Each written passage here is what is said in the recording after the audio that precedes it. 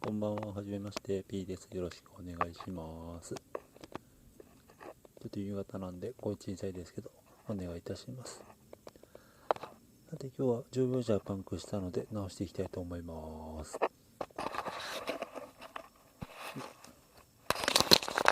ここですね、これ刺さっちゃったんで、直していきます。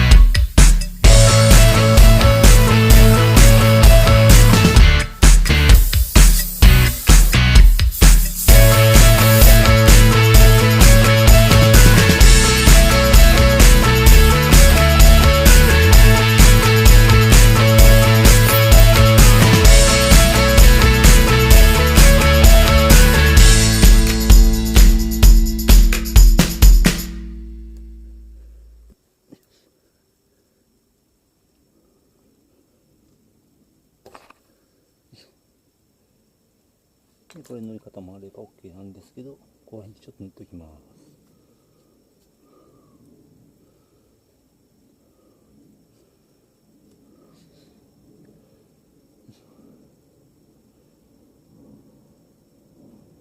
で、これをマスキング剥がして、